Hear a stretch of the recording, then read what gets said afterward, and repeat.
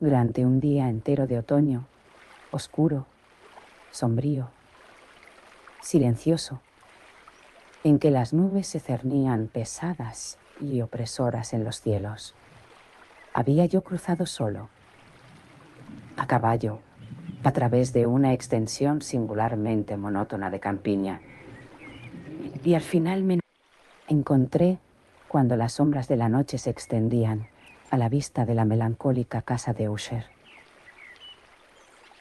No sé cómo sucedió, pero a la primera ojeada sobre el edificio, una sensación de insufrible tristeza penetró en mi espíritu. Digo insufrible, pues aquel sentimiento no estaba mitigado por esa emoción semiagradable, por ser poético, con que acoge en general el ánimo hasta la severidad de las naturales imágenes de la desolación o del terror.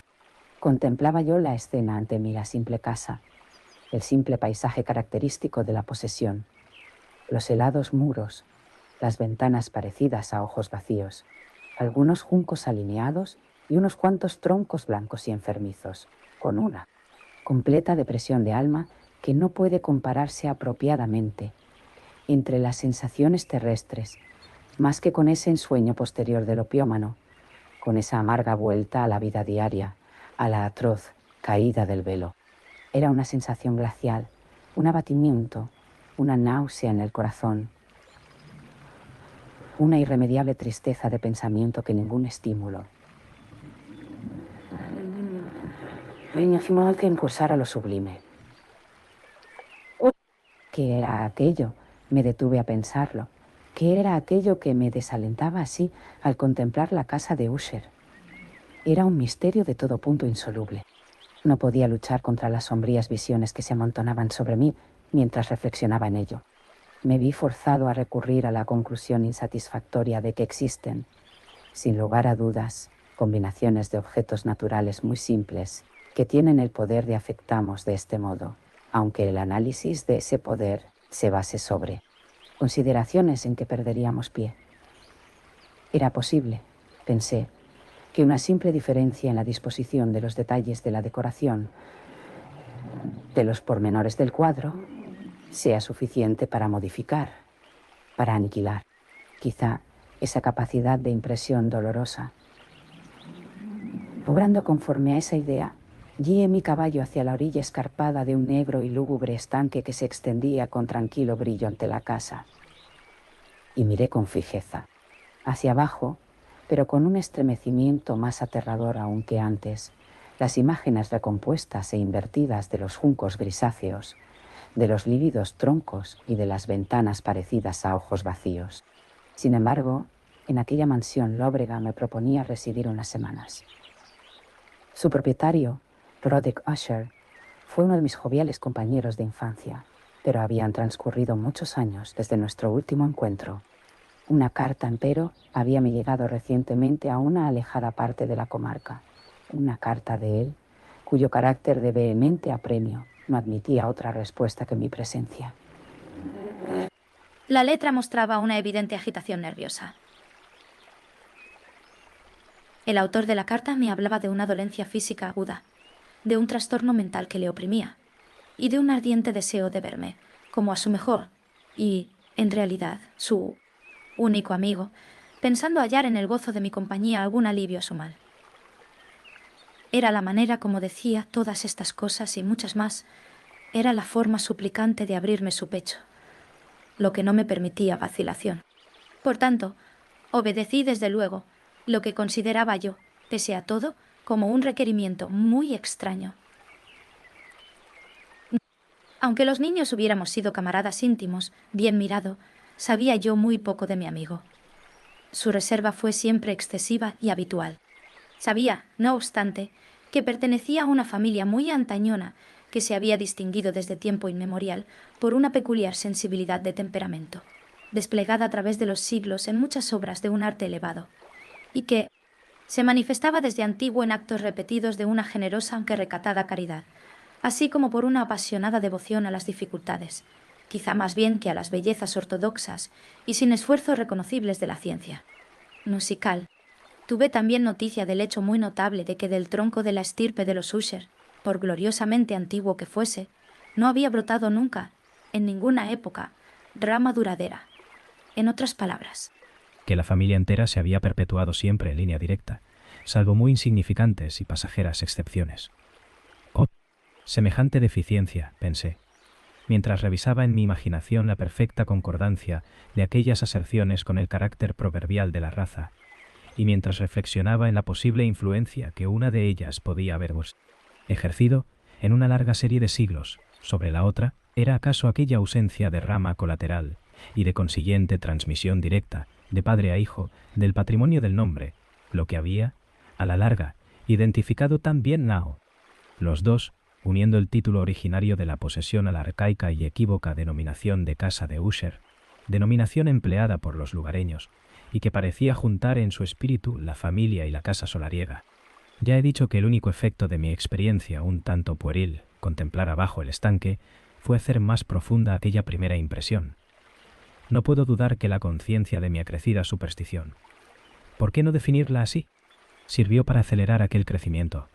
Tales lo sabía desde larga fecha, la paradójica ley de todos los sentimientos basados en el terror, y aquella fue tal vez la única razón que hizo, cuando mis ojos desde la imagen del estanque se alzaron hacia la casa misma, que brotase en mi mente una extraña visión, una visión tan ridícula, en verdad, que si hago mención de ella,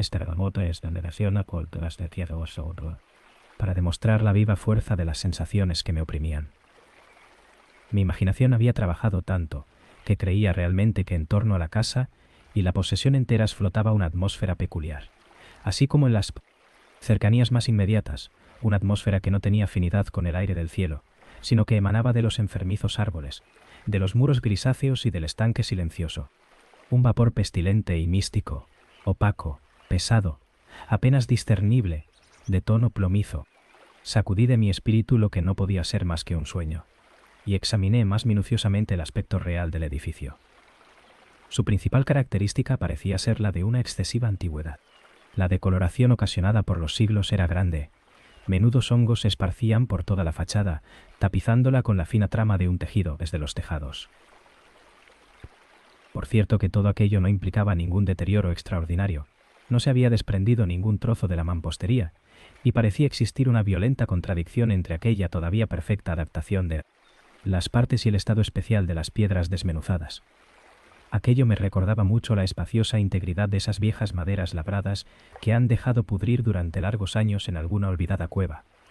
Sin alguna olvidada cueva. Contacto con el soplo del aire exterior.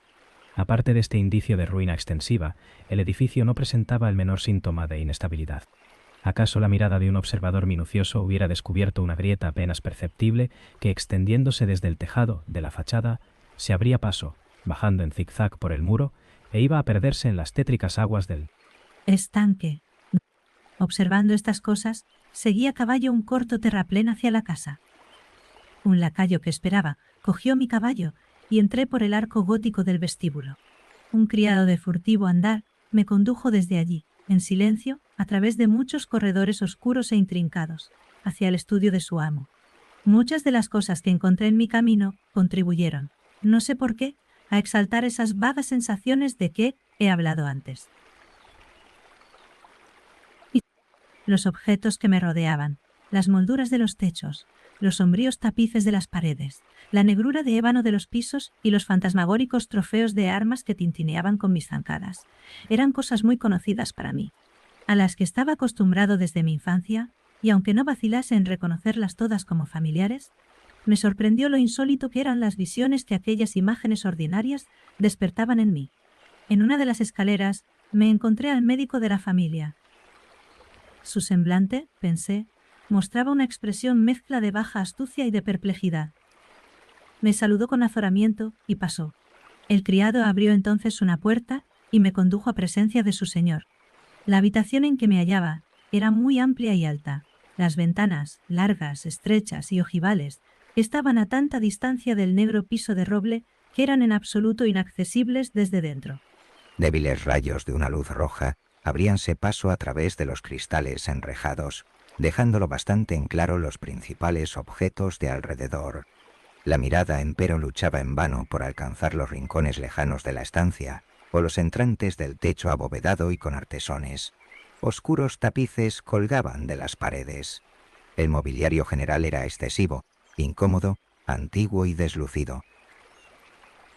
Numerosos libros e instrumentos de música yacían esparcidos en tomo, pero no bastaban a dar vitalidad alguna a la escena. Sentía yo que respiraba una atmósfera penosa. Un aire de severa, profunda e irremisible melancolía se cernía y lo penetraba todo. A mi entrada, Usher se levantó de un sofá sobre el cual estaba tendido por completo, y me saludó con una calurosa viveza que se asemejaba mucho. Tal vez fue mi primer pensamiento a una exagerada cordialidad al obligado esfuerzo de un hombre de mundo en Nuyé. Con todo, la ojeada que lancé sobre su cara me convenció de su perfecta sinceridad. Nos sentamos y durante unos momentos, mientras él callaba, le miré con un sentimiento mitad de piedad y mitad de pavor. De seguro jamás hombre alguno había cambiado de tan terrible modo y en tan breve tiempo como Roderick Usher. A duras penas podía yo mismo persuadirme a admitir la identidad del que estaba frente a mí con el compañero de mis primeros años. Aún así, el carácter de su fisonomía había sido siempre notable. Un cutis cadavérico, unos ojos grandes, líquidos y luminosos sobre toda comparación, unos labios algo finos y muy pálidos, pero de una curva incomparablemente bella, una nariz de un delicado tipo hebraico, pero de una anchura desacostumbrada en semejante forma, una barbilla moldeada con finura, en la que la falta de prominencia revelaba una falta de energía. El cabello, que por su tenuidad suave parecía tela de araña, estos rasgos, unidos a un desarrollo frontal excesivo, componían en conjunto una fisonomía que no era fácil olvidar, y al presente, en la simple exageración del carácter predominante de aquellas facciones y en la expresión que mostraban, se notaba un cambio tal que dudaba yo del hombre a quien hablaba. La espectral palidez de la piel y el brillo, ahora milagroso de los ojos, me sobrecogían sobre toda ponderación, y hasta me aterraban. Además, había él dejado crecer su sedoso cabello sin preocuparse, y como aquel tejido arácneo flotaba más que caía en torno a la cara, no podía yo, ni haciendo un esfuerzo, relacionar a aquella expresión arabesca con idea alguna de simple humanidad. Me chocó lo primero cierta incoherencia, una contradicción en las maneras de mi amigo, y pronto descubrí que aquello procedía de una serie de pequeños y fútiles esfuerzos por vencer un azoramiento habitual, una excesiva agitación. Nerviosa pontaceraza, vecino en carbonteraza. Sina, el que comete en uno con rope. Estaba yo preparado para algo de ese género, no solo por su carta, sino por los recuerdos de ciertos rasgos de su infancia, y por las conclusiones deducidas de su peculiar conformación física y de su temperamento. Sus actos eran tan pronto vivos como insolentes. Su voz variaba rápidamente de una indecisión trémula, cuando su ardor parecía caer en completa inacción, a esa especie de concisión enérgica, a esa enunciación abrupta, pesada, lenta, una enunciación hueca, a ese habla gutural, plúmbea, muy bien modulada y equilibrada, que puede observarse en el borracho perdido o en el incorregible comedor de opio, durante los períodos de su más intensa excitación. Así pues, habló del objeto de mi visita, de su ardiente deseo de verme y de la alegría que esperaba de mí. Se extendió bastante rato sobre lo que pensaba acerca del carácter de su dolencia. Era, dijo, un mal constitucional, de familia, para el cual desesperaba de encontrar un remedio. Una simple afección nerviosa, añadió acto seguido, que sin duda desaparecería pronto. Se manifestaba en una multitud de sensaciones extranaturales. Algunas, mientras me las detallaba, me interesaron y confundieron, aunque quizá los términos y gestos de su relato influyeron bastante en ello. Sufría él mucho de una agudeza morbosa de los sentidos. Solo toleraba los alimentos más insípidos. Podía usar no más que prendas de cierto tejido. Los aromas de todas las flores le sofocaban. Una luz, incluso débil, atormentaba sus ojos, y exclusivamente algunos sonidos peculiares, los de los instrumentos de cuerda, no le inspiraban horror. Vi que era el esclavo forzado de una especie de terror anómalo. Moriré, dijo. Debo morir de esta lamentable locura. Así, y no de otra manera debo morir. Temo los acontecimientos futuros, no en sí mismos, sino en sus consecuencias. Tiemblo al pensamiento de cualquier cosa, del más trivial incidente que pueden actuar sobre esta intolerable agitación de mi alma. Siento verdadera aversión al peligro, excepto en su efecto absoluto, el terror. En tal estado de excitación, en tal estado lamentable, presiento que antes o después Llegará un momento en que han de abandonarme a la vez. La vida y la razón, en alguna lucha con el horrendo fantasma, con el miedo. Supe también a intervalos, por insinuaciones interrumpidas y ambiguas, otra particularidad de su estado mental.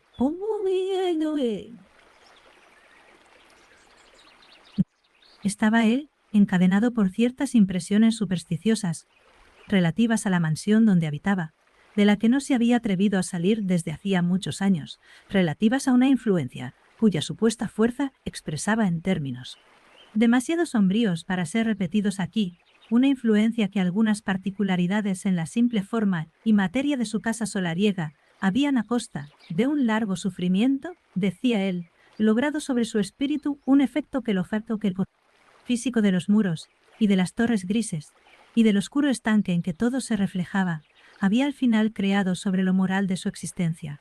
Admitía él, no obstante, aunque con vacilación, que gran parte de la especial tristeza que le afligía podía atribuirse a un origen más natural y mucho más palpable, a la cruel y ya antigua dolencia, a la muerte, sin duda cercana de Goethe. Una hermana tiernamente amada, su sola compañera durante largos años, su última y única parienta en la tierra. Su fallecimiento, dijo él, con una amargura que no podré nunca olvidar, me dejará, a mí, el desesperanzado, el débil, como el último de la antigua raza de los Usher. A pesar de como el último de la antigua raza de los Usher.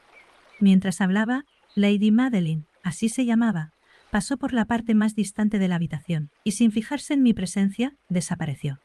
La miré con un enorme asombro no desprovisto de terror, y sin embargo, me pareció imposible darme cuenta de tales sentimientos. Una sensación de estupor me oprimía conforme mis ojos seguían sus pasos que se alejaban. Cuando al fin se cerró una puerta tras ella, mi mirada buscó instintiva y ansiosamente la cara de su hermano, pero él había hundido el rostro en sus manos, y solo pude observar que una palidez mayor que la habitual se había extendido sobre los descarnados dedos, a través de los cuales goteaban abundantes lágrimas apasionadas. La enfermedad de Lady Madeline había desconcertado largo tiempo la ciencia de sus médicos. Una apatía constante, un agotamiento gradual de su persona y frecuentes, aunque pasajeros ataques de carácter cataléptico parcial, eran el singular diagnóstico Pios Keldo. Hasta entonces había ella soportado con firmeza la carga de su enfermedad, sin resignarse, por fin, a guardar cama. Pero, al caer la tarde de mi llegada a la casa, sucumbió, como su hermano me dijo por la noche con una inexpresable agitación, al poder postrador del mal, y supe que la mirada que yo le había dirigido sería probablemente la última, que no vería ya nunca más a aquella dama, viva al menos. En varios días consecutivos no fue mencionado su nombre ni por Usher ni por mí, y durante ese período hice esfuerzos ardorosos para aliviar la melancolía de mi amigo. Pintamos y leímos juntos, o si no, escuchaba yo, como un sueño, sus fogosas improvisaciones en su elocuente guitarra. Y así, a medida que una intimidad cada vez más estrecha me admitía con mayor franqueza en las reconditeces de su alma, percibía yo más amargamente la inutilidad de todo esfuerzo para alegrar un espíritu cuya negrura, como una cualidad positiva que le fuese inherente, derramaba sobre todos los objetos del universo moral y físico una irradiación incesante de tristeza. Conservaré siempre el recuerdo de muchas horas solemnes que pasé solo con el dueño de la casa de Usher. A pesar de todo, intentaría en balde expresar el carácter exacto de los estudios o de las ocupaciones en que me complicaba, o cuyo camino me mostraba. Una idealidad ardiente, elevada, enfermiza. Arrojaba su luz sulfúrea por doquiera. Sus largas improvisaciones fúnebres resonarán siempre en mis oídos. Entre otras cosas, recuerdo dolorosamente cierta singular perversión amplificada del aria impetuosa del último vals de Weber. En cuanto a las pinturas que incubaba su laboriosa fantasía, que llegaba, trazo a trazo, a una vaguedad que me hacía estremecer con mayor conmoción, pues temblaba sin saber por qué. En cuanto a aquellas pinturas de imágenes tan vivas, que las tengo aún ante mí. En vano intentarla yo extraer de ellas la más pequeña parte que pudiese estar contenida en el ámbito de las simples palabras escritas. Por la completa sencillez, por la desnudez de sus dibujos, inmovilizaba y sobrecogía la atención. Si alguna vez un mortal pintó una idea, ese mortal fue Roderick Usher. Para mí, al menos en las circunstancias que me rodeaban, de las puras abstracciones que el hipocondríaco se ingeniaba en lanzar sobre su lienzo, se alzaba un terror intenso, intolerable, cuya sombra no he sentido nunca en las montañas. Contemplación de los sueños, sin duda, refulgentes, aunque demasiado concretos, de Fuseli.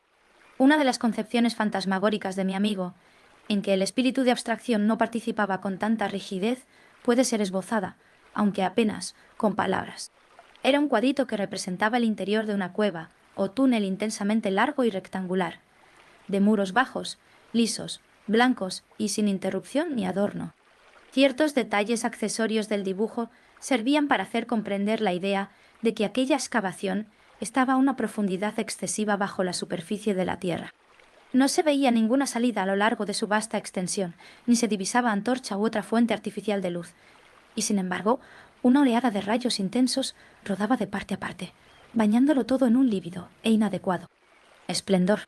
Acabo de hablar de ese estado morboso del nervio auditivo que hacía toda música intolerable para el paciente, excepto ciertos efectos de los instrumentos de cuerda. Eran, quizá, los límites estrechos en los cuales se había confinado él mismo al tocar la guitarra los que habían dado en gran parte aquel carácter fantástico a sus interpretaciones. Pero en cuanto a la férvida facilidad de sus impromptus, no podía uno darse cuenta así. Tenían que ser, y lo eran, en las notas lo mismo que en las palabras de sus fogosas fantasías, pues él las acompañaba a menudo con improvisaciones verbales rimadas, el resultado de ese intenso recogimiento, de esa concentración mental a los que he aludido antes, y que se observan solo en los momentos especiales de la más alta excitación artificial. Recuerdo bien las palabras de una de aquellas rapsodias. Me impresionó acaso más fuertemente cuando él me la dio, porque bajo su sentido interior o místico, me pareció percibir por primera vez que Usher tenía plena conciencia de su estado, que sentía cómo su sublime razón se tambaleaba sobre su trono. Aquellos versos, titulados El Palacio Hechizado, eran poco más o menos, si no al pie de la letra, los siguientes. En el más verde de nuestros valles, habitado por los ángeles buenos. Antaño un bello y majestuoso palacio. Un radiante palacio alzaba su frente. En los dominios del rey pensamiento. Allí se elevaba. Jamás un serafín desplegó el ala sobre un edificio a mitad de bello. Banderas amarillas gloriosas doradas. Sobre su remate flotaban y ondeaban. Todo esto, sucedía hace mucho, muchísimo tiempo, y a cada suave brisa que retozaba. En aquellos gratos días, a lo largo de los muros pálidos y empenachados. Se elevaba un aroma alado.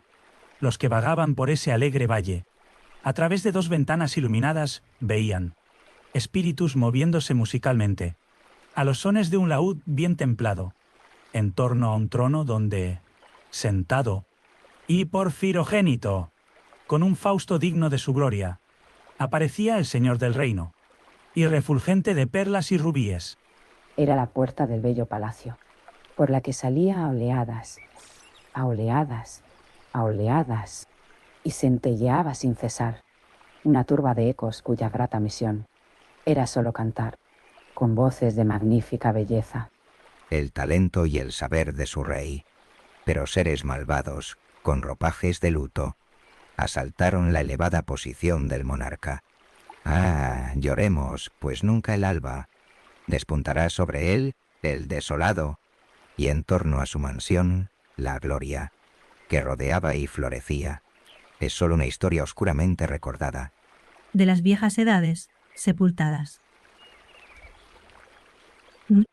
Y ahora los viajeros, en ese valle, a través de las ventanas rojizas, ven amplias formas moviéndose fantásticamente en una desacorde melodía, mientras cual un rápido y horrible río, a través de la pálida puerta, una horrenda turba se precipita eternamente, riendo, mas sin sonreír nunca más.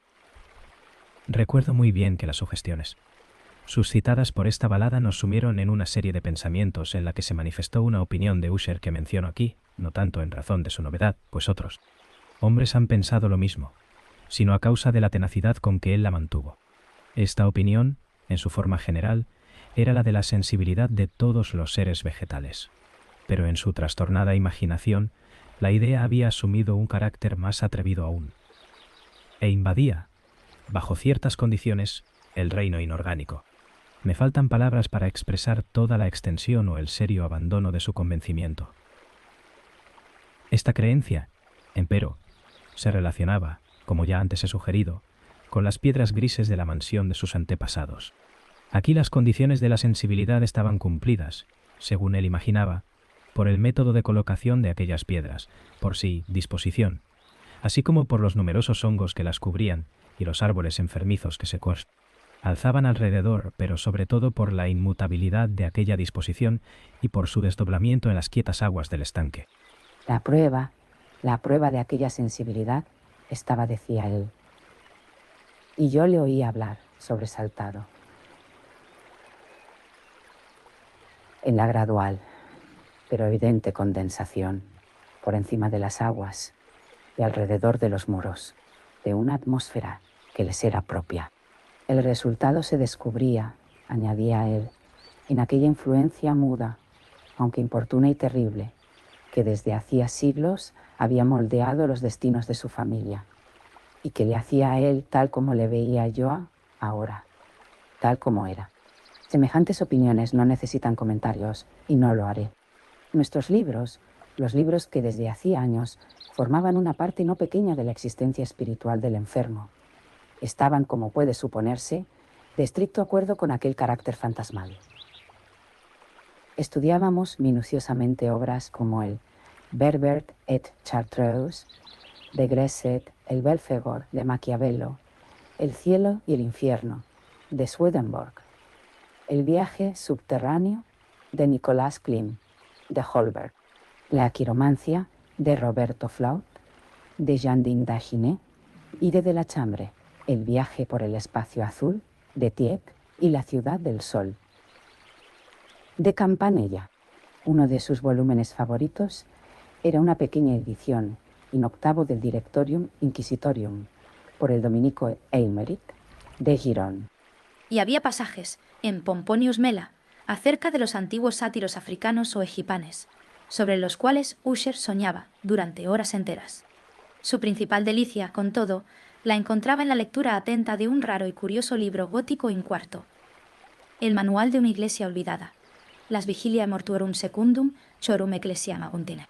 Pensaba a mi pesar en el extraño ritual de aquel libro y en su probable influencia sobre el hipocondríaco, cuando una noche, habiéndome informado bruscamente de que Lady Madeline ya no existía, anunció su intención de conservar el cuerpo durante una quincena, antes de su enterramiento final, en una de las numerosas criptas situadas bajo los gruesos muros del edificio. La razón profana que daba sobre aquella singular manera de proceder era de esas que no me sentía yo con libertad para discutir. Como hermano, había adoptado aquella resolución, me dijo él, en consideración al carácter insólito de la enfermedad de la difunta, a cierta curiosidad importuna e indiscreta por parte de los hombres de ciencia, y a la alejada hijada. Expus situación del panteón familiar. Confieso que, cuando recordé el siniestro semblante del hombre con quien me había encontrado en la escalera el día de mi llegada a la casa, no sentí deseo de oponerme a lo que consideraba todo lo más como una precaución inocente, pero muy natural. A ruego de Usher, le ayudé personalmente en los preparativos de aquel entierro temporal. Pusimos el cuerpo en el féretro y entre los dos lo transportamos a su lugar de reposo. La cripta en la que lo dejamos, y que estaba cerrada hacía tanto tiempo que nuestras antorchas, semiapagadas en aquella atmósfera sofocante, no nos permitían ninguna investigación. Era pequeña, húmeda y no dejaba penetrar la luz. Estaba situada a una gran profundidad, justo debajo de aquella parte de la casa donde se encontraba mi dormitorio. Y había sido utilizada al parecer en los lejanos tiempos feudales como mazmorra y en días posteriores como depósito de pólvora o de alguna otra materia inflamable, pues una parte del suelo y todo el interior de una larga bóveda que cruzamos para llegar hasta allí estaban cuidadosamente revestidos de cobre. La puerta, de hierro macizo, estaba también protegida de igual modo. Cuando aquel inmenso peso giraba sobre sus goznes, producía un ruido singular, agudo y chirriante. Depositamos nuestro lúgubre fardo sobre unos soportes en aquella región de horror, apartamos un poco la tapa del féretro, que no estaba aún atornillada, y miramos la cara del cadáver. Un parecido chocante entre el hermano y la hermana atrajo enseguida mi atención, y Usher, adivinando tal vez mis pensamientos, murmuró unas palabras, por las cuales supe que la difunta y él eran gemelos, y que habían existido siempre. Entre ellos, unas simpatías de naturaleza casi inexplicable. Nuestras miradas, entretanto, no permanecieron fijas mucho tiempo sobre la muerta, pues no podíamos contemplarlas sin espanto. El mal que había llevado a la tumba a Lady Madeline en la plenitud de su juventud había dejado, como suele suceder en las enfermedades de carácter estrictamente cataléptico, la burla de una débil coloración sobre el seno y el rostro. Y en los labios, esa sonrisa equívoca y morosa que es tan terrible en la muerte. Volvimos a colocar y atornillamos la tapa, y después de haber asegurado la puerta de hierro, emprendimos de nuevo nuestro camino hacia la esclavita. Habitaciones superiores de la casa, que no eran menos tristes. Y entonces, después de un lapso de varios días de amarga pena, tuvo lugar un cambio visible en los síntomas de la enfermedad mental de mi amigo. Sus maneras corrientes desaparecieron.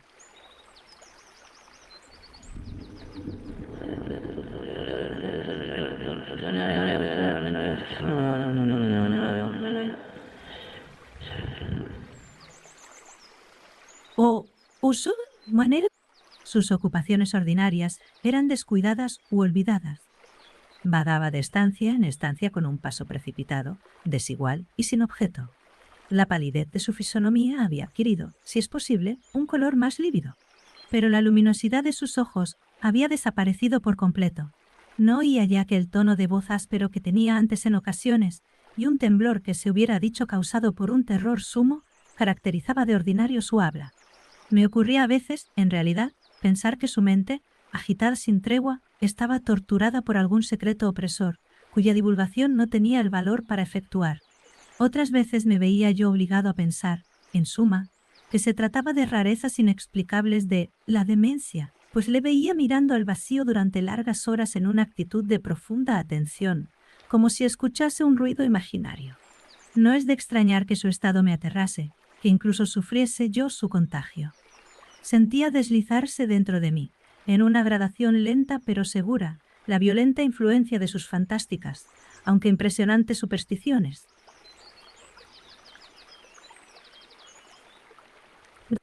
Fue en especial una noche, la 7ª o la 8ª, desde que depositamos a Lady Madeline en la mazmorra, antes de retirarnos a nuestros lechos, cuando experimenté toda la potencia de tales sensaciones.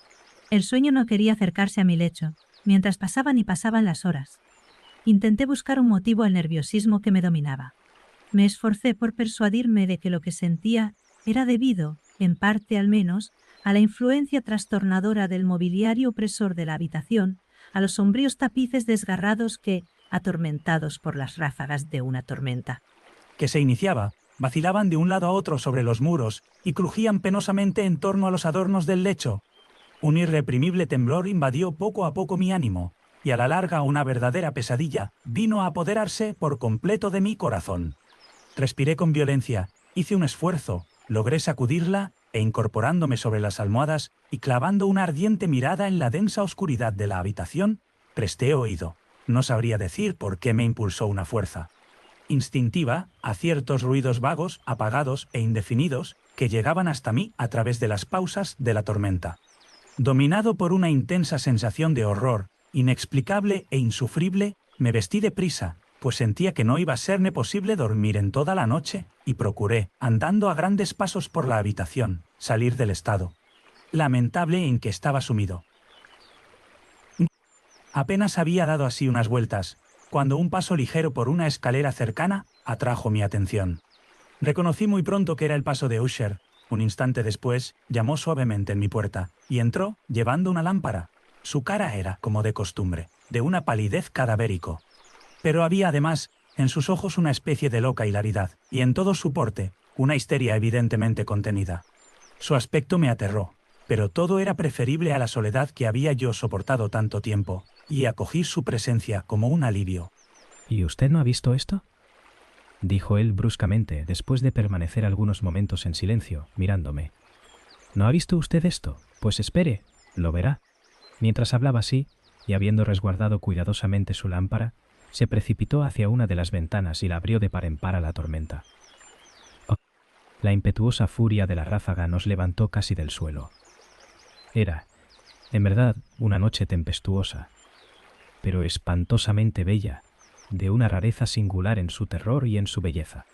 Un remolino había concentrado su fuerza en nuestra proximidad, pues había cambios frecuentes y violentos en la dirección del viento, y la excesiva densidad de las nubes, tan bajas que pesaban sobre las torrecillas de la casa, no nos impedía apreciar la viva velocidad con la cual acudían unas contra otras desde todos los puntos, en vez de perderse a distancia.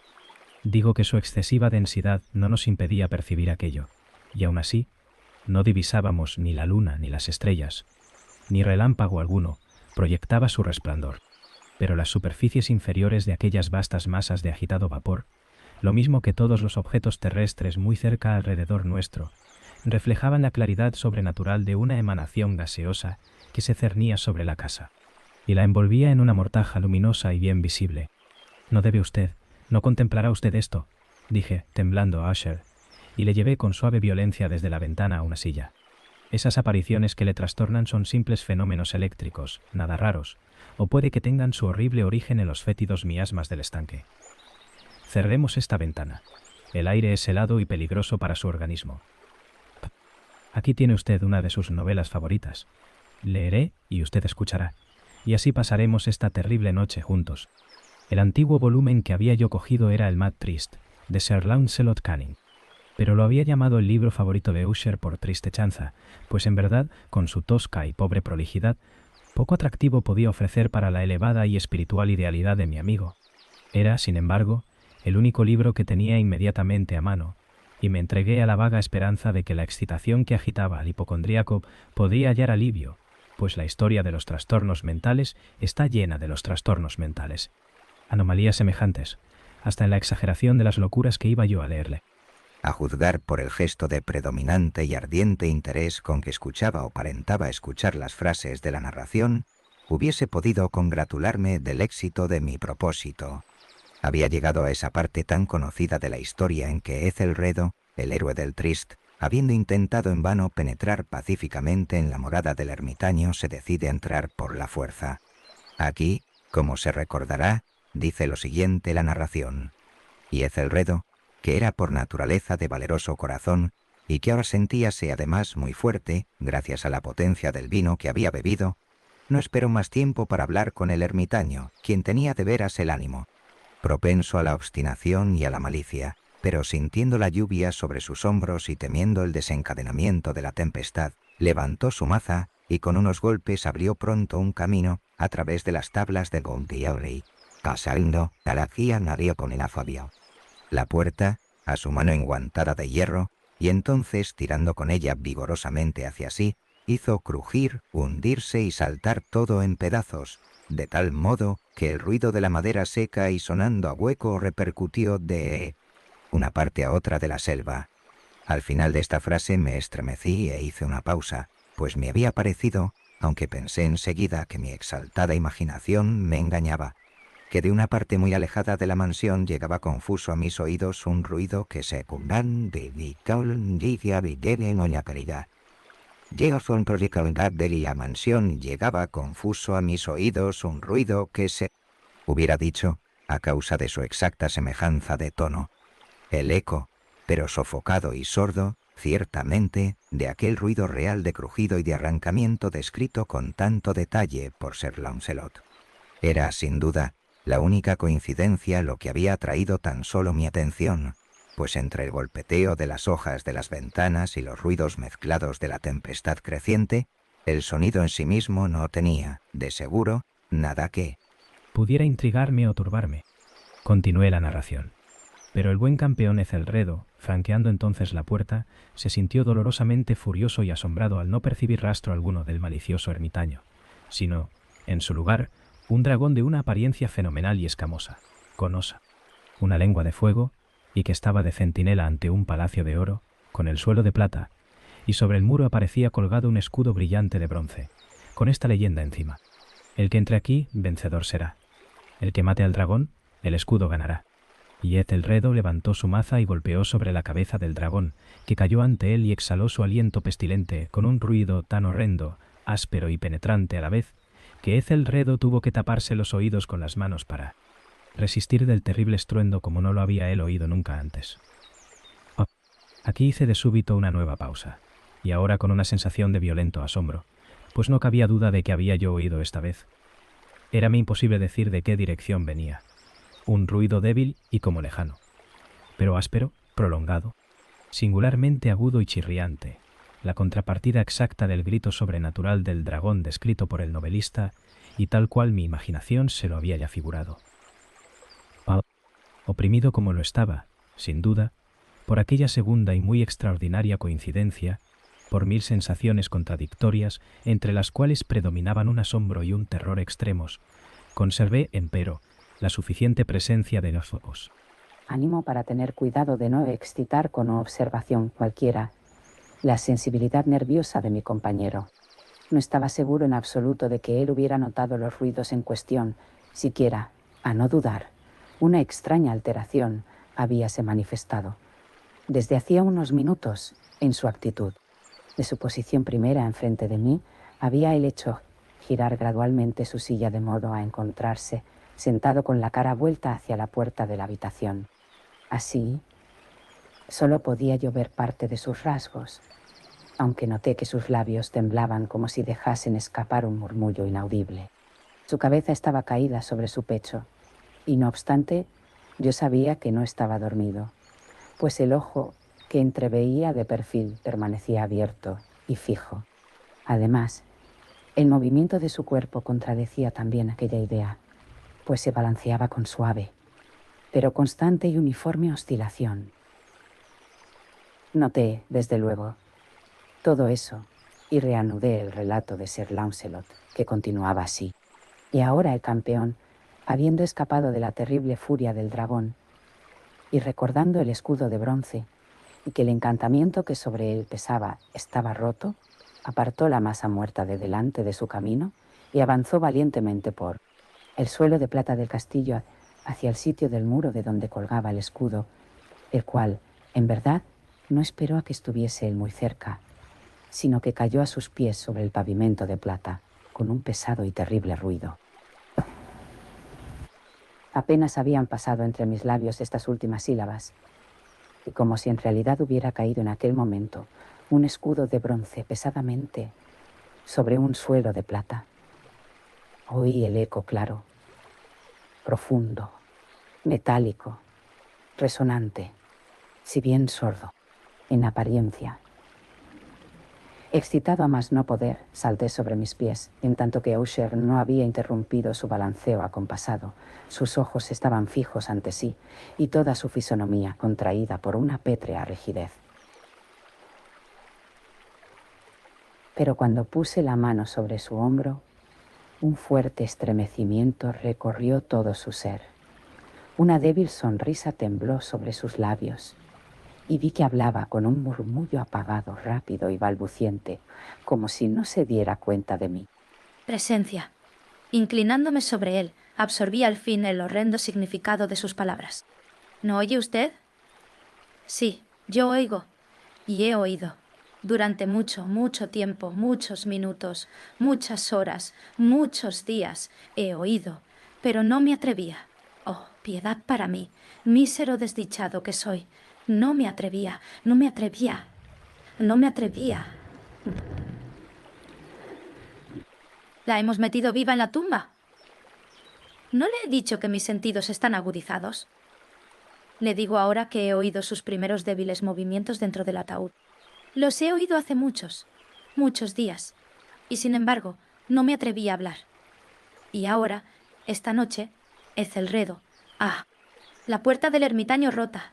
el grito de muerte del dragón y el estruendo del escudo, diga usted mejor el arrancamiento de su féretro y el chirrido de los goznes de hierro de su prisión y su lucha dentro de la bóveda de cobre. ¡Oh, oh, oh! ¿A dónde huir? No estará ella aquí enseguida. No va a aparecer para reprocharme mi precipitación. No he oído su paso en la escalera. No percibo el pesado y horrible latir de su corazón. ¡Insensato! Y en ese momento se alzó furiosamente de puntillas y aulló sus sílabas como si en aquel esfuerzo exhalase su alma. ¡Insensato!